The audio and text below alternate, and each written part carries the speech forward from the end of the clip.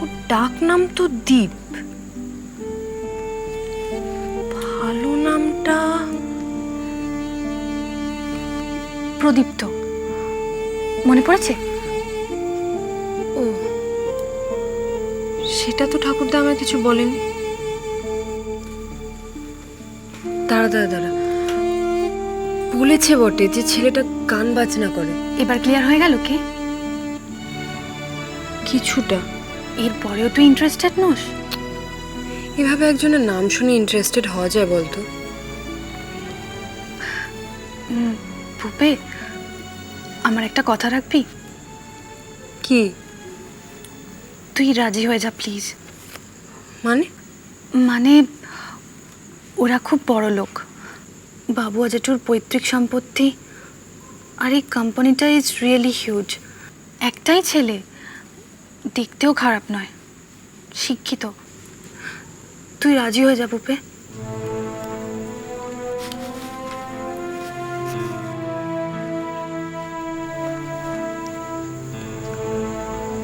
আমার একটু সময় লাগবে ছোটদি। ছোটবেলা থেকে একভাবে ট্রেন্ড হয়েছি। এরপর দেখে শুনে যদি ঠাকুরদা এমন একজন ছেলের সাথে আমার বিয়ে ঠিক করে যার একটা রেকর্ডিং কোম্পানি আছে, সে তো যে কোনো দিন আমায় অ্যালবাম রেকর্ড করার কথা বলতে পারে। ওর ছেলে রেগুলার পারফর্ম করে, আমাকেও পারফর্ম করার কথা বলতেই পারেন। বললে করবি? ঠাকুরদা নিশ্চয়ই না জেনে বলছেন না? নিশ্চয়ই না জেনে বলছেন না, কিন্তু হঠাৎ একদিন যদি তোকে এসে বলা হয়, সে যেই বলুক, এতদিন মানে গত 12 বছর ধরে তুই যা যা শিখেছিস সেগুলোর আজ থেকে আর কোনো মানে নেই, উল্টোটা কর, সেটাই ঠিক। পারবি? পারলাম তো। কি পারলি? ছোটবেলা থেকে তো আমিও শুনে এসেছি আমার জন্য ছেলে দেখবে আমার বাড়ির লোক। তাতে আমার কোনো ইচ্ছে অনিচ্ছে থাকার কথা নয়, আমিও তো মেনে নিয়েছিলাম। কিন্তু তারপরেও তো পারলাম না। একটা পাঞ্জাবি ছেলে, যে রবীন্দ্রনাথ তো ছেড়েই দে, জাস্ট বাংলাটা বলতে পারে, এই বাড়ির সঙ্গে যার কোনো কিছুতেই মেলে না, বেছে বেছে তাকেই ভালো লাগলো আমার। ও মা, কবে হলো এসব? বলিস নি তো কিছু? বলবো, তোকে না বললে কাকে বলবো বল? লক্ষ্মীটি, তুই রাজি হয়ে যা প্লিজ। অন্তত একটা মেয়ে ঠাকুরদার পছন্দের পাত্রকে বিয়ে করলে আমার পেনাল্টিতে একটু কমবে।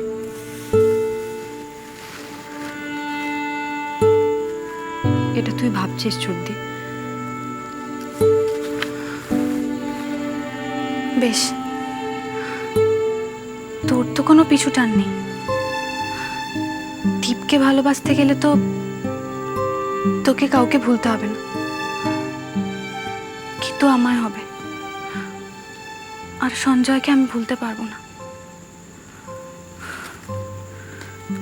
প্লিজ ভূপে, তুই রাজি হয়ে যা।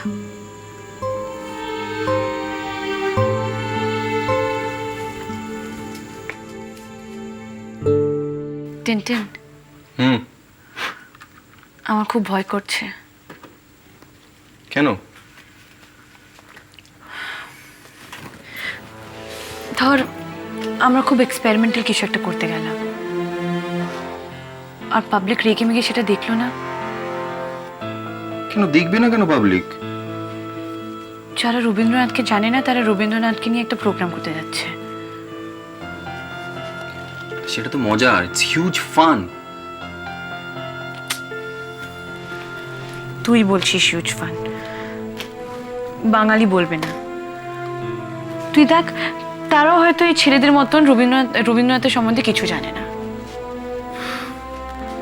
আর যেই তুই এক্সপেরিমেন্টাল কিছু একটা করতে যাবি, অমনি ওদের ফোসকাটা পড়বে।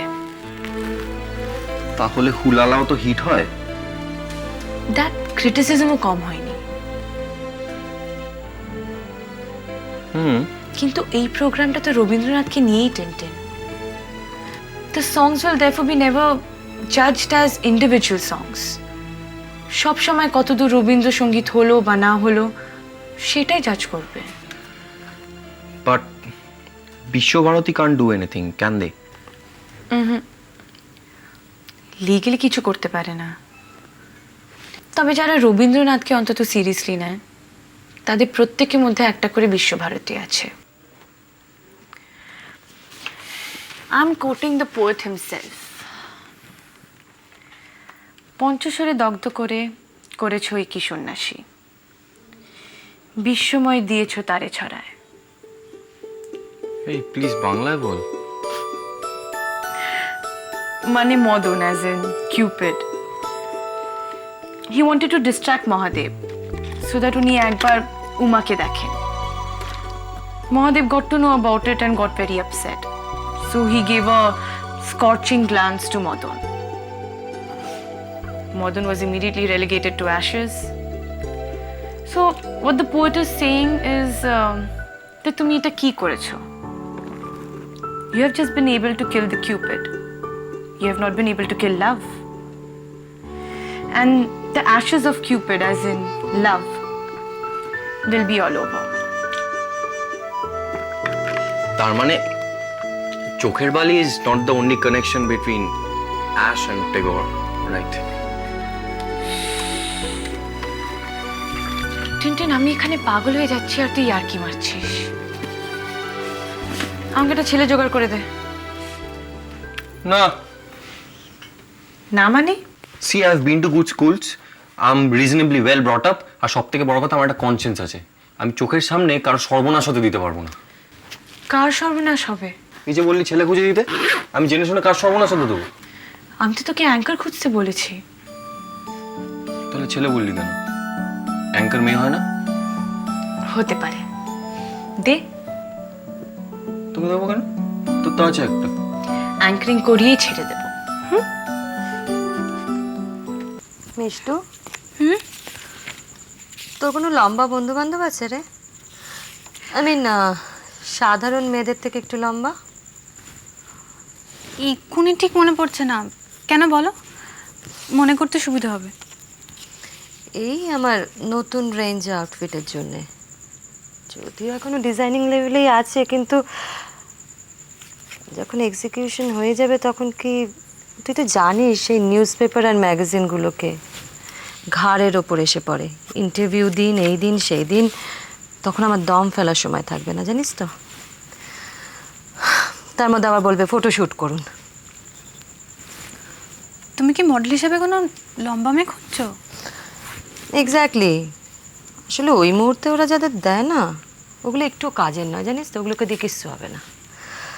তাই ভাবছিলাম যদি আগের থেকে দেখে রাখা যায় আর কি। তুমি কি এবার চওড়া পাড় শাড়ি করছো মা? না রে, এবার একটু অন্য ধরনের করছি, মোস্টলি পাটিয়ালা, সারং, পাজামাস। এটা কিন্তু ঠিক নয় মা। তুমি প্রথম দিন থেকে আজ অবধি আমাদের শাড়ি পরিয়ে কলেজে পাঠিয়েছো, আর আজ তুমি পাটিয়ালা সারাং পাজামা ডিজাইন করছো। আমরাও পরবো। আমি কোনোদিন পরেছি মিষ্টু? একটা সালোয়ার কামিজ আমাকে কোনোদিন পরতে দেখেছিস? আমার ইচ্ছে করেনি। তা পরনি কেন? সব কিছুর একটা মূল্য আছে মিষ্টু, একটা প্রাইস আছে। এ বাড়িতে শাড়ি ছাড়া আর কিছু পরার রেওয়াজ নেই। তোমার ঠাকুরদাও পছন্দ করেন না। যদি তার ওই সামান্য দু একটা পছন্দ আমরা মেনে নিই আর তাতে উনি আনন্দ পান, তাহলে অসুবিধাটা কোথায়? না, সেটা নয়। তুমি তো মেনেই নিয়েছো, হতেই তো পারতো। হয়তো তোমার একটা দিন মনে হতো এটা তুমি মানতে পারছো না, তোমার ভেতর থেকে একটা রিভোল্ট তৈরি হচ্ছে। কি করতে তুমি? সেটা কন্ট্রোল করার চেষ্টা করতাম। গানের পারে